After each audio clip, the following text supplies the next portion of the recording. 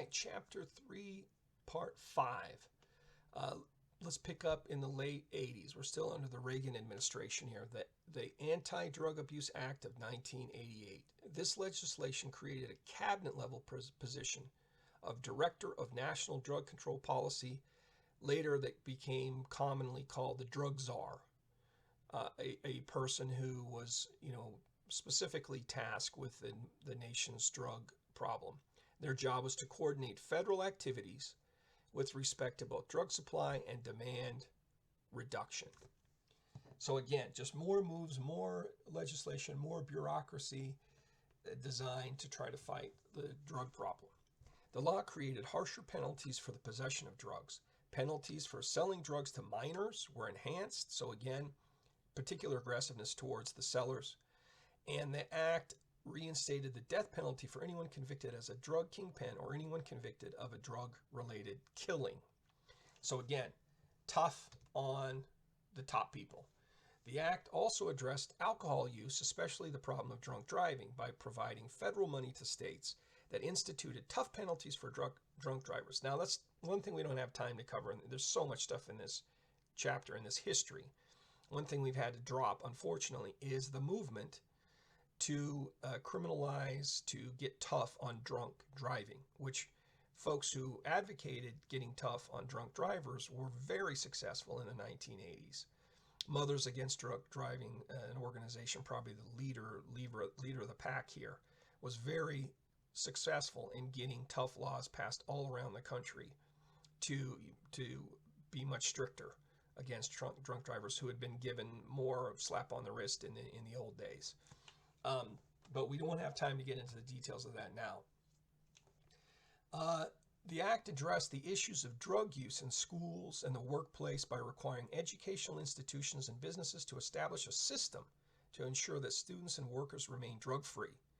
This provision later established the basis for drug testing in schools and the workplace. So this here, 80s, is when you see the beginning of this drug testing, schools and work places. So, in these more recent decades, there's just been more and more serious, organized, bureaucratic efforts, government efforts, to try to fight the drug problem. Now, I will say this, that the textbook makes it sound like the anti-drug sentiment is what drove the get tough approach of the criminal justice got tough in the 1980s and has been fairly tough, although it's been, it's been getting a little bit more lenient in recent years. Still, over this long period of time since the 1980s, there's been a pretty tough, get tough policy, criminal justice in general, not drugs specifically. But the textbooks, focusing on drugs make it sound like the drug problem or the perceived drug problem is what drove a lot of the let's get tough and lock everybody up for a long period of time and mass incarceration and all that. But I think that's a little bit misleading, because really, if you look at the data, the major driving force between the get tough policies of the 80s and forward was really a response by the public to the crime wave that started in the 1960s and really crescendoed, it increased in the 1970s and into the early 80s. And people were just getting so fed up with, the streets being unsafe in large cities in particular, that the mood shifted towards more kind of pro rehabilitation and give offenders a second chance and all that kind of stuff. The mood shifted more towards throw the book at them, lock them up, got to be tough. This more lenient approach of the 60s and 70s doesn't seem to be working. So the focus was more on crime, on violence, on homicide, on burglary, on rape. That's what people were really freaked out about, more so than drugs. They saw drugs as being, connected to that, but they saw the crime as what was really scary, and they were most concerned about, more so than the drug part of it, right? Now, they're kind of tangled together, but it was the crime that people were most focused on. The textbook kind of makes it sound more like it was the drugs they were focused on. Most of the increase in imprisonment was due to getting tough on crime. Okay, I'm kind of reiterating that point. Most of the drug crimes that landed people in prison were dealing, which might be pled down to a possession of offense. So that's one thing. I won't get into specifics right now, but that's something that you can be a little bit misled on with drug policies in the United States. Is that typically, especially in recent decades, that the criminal justice system is most concerned with going after aggressively drug dealers. They're much less concerned about someone who's just simply a user and it doesn't do and the person who doesn't do any dealing. They really want to get the dealers, but you can find some statistics where you'll see people going to jail or going to prison for drug possession types of offenses as opposed to dealing. But often what these cases actually are people who have been dealing drugs, who are at the dealer level, but in plea bargaining their case, they get in exchange for admitting that they're guilty, they get a reduced sentence. So let's say, okay, originally you were charged with drug dealing, but now we're going to knock it down to just drug possession, so you won't get such a serious sentence. You'll get a lighter sentence, less time in jail or prison, that kind of stuff. So it looks like sometimes the data looks like these are just drug users and just possession, but often it's the case that these folks were caught for dealing, but it's a plea bargaining. It's due to plea bargaining that it looks like it's just possession. So that's something you got to keep in mind about. We got to keep a little bit of perspective about the drug policy issue. Now, another related point is on this issue of this sort of crackdown and getting tough and mass incarceration, is that wasn't all negative, because there's a lot of the best studies that have been done on this issue find that somewhere between 15 and 40% of this, there was a very big drop in violent crime, homicide, property crimes in the late 1990s. And that the best studies indicate that a certain chunk of that, 15 to 40%, was due to locking up so many people, locking up so many criminals. If they're locked up, then they're not free to commit crimes on the streets. They're behind bars, so they're physically restrained from being able to commit crimes on the streets. And so that's usually given for the explanation for why did crime come down so much in the late 80s and into the 2000s. Well, some of the story, not all of the story by far, but some of the story seems to be due to locking so many folks up for long periods of time. During the first term in office from 1992 to 1996, President Bill Clinton reduced the staff of the National Drug Council policy by 83%, a move that he ascribed to keeping his campaign promise to reduce White House staff by 25%. So the 1990s, or President Clinton's, his first term is characterized by kind of like not focusing on drugs much. But later, in his second term, getting into the later 90s, he was subject to criticism that he had neglected America's drug problem. So in response to that criticism, Clinton declared his own war on drugs and appointed a retired four-star general, Barry McCaffrey, to be his drug czar. Clinton urged Congress to appropriate $100 million increase in the budget for drug interdiction, meaning trying to stop it from coming across the border into the United States, making it from other countries into the United States, and increased foreign aid to stop the supply of drugs at their source. So again, this sort of this approach of kind of trying to get tough on interdiction, but also trying to help these other countries crack down on their own drug production problem. In addition, he signed the Comprehensive Methamphetamine Control Act into law in 1996. So meth becomes the public becomes aware of that problem.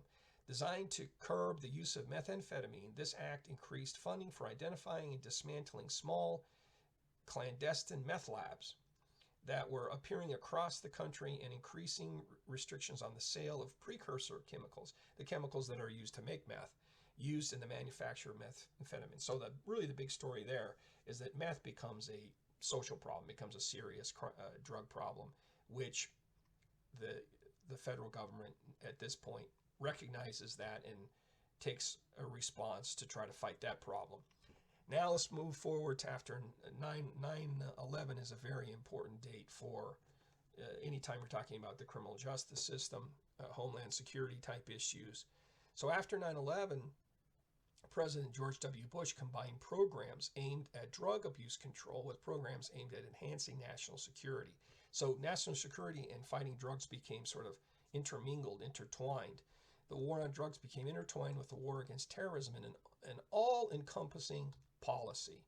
Foreign aid to Colombia was increased enormously, not only to fight drug trafficking, but also to support Colombia's domestic war against insurgent groups within the country. So again, international relations gets mixed up and blended with our international attempts to try to deal with the drug problem. The USA Patriot Act of 2001 is very important. It was enacted as a response to 9/11. It increased the ability for federal authorities to tap telephones, wireless devices, and monitor internet communications, and tighten the enforcement of money laundering activities, as well as to protect the borders. So the big story there was, even though this was passed to fight terrorism, it has been used over the past 20 plus years to a great deal to go after criminals or people perceived as being a threat to national security. These powers were directed towards not only possible acts of terrorism, but also other criminal acts such as drug trafficking. The USA Patriot Improvement and Reauthorization Act of 2005, called Patriot 2, contained a subsection called the Combat Methamphetamine Epidemic Act that restricted access to over-the-counter cold medications. Again, these are precursors to make meth that could be used to manufacture meth. So again, meth's a continuing problem in the 2000s, trying to fight that, trying to fight it at the source of where these chemicals come from that were purchased from, just from over the counter from stores. Limits on the amount purchased were established, and consumers were required to provide photo ID and sign in a store log at the time of purchase. Again, trying to not allow drug dealers, drug manufacturers to get their hands on these precursors. Funding was authorized by the federal Meth Hotspots program, intended to support state and local enforcement agencies in the investigation and prosecution of individuals committing methamphetamine offenses. There was also increased concern over the availability of synthetic drugs.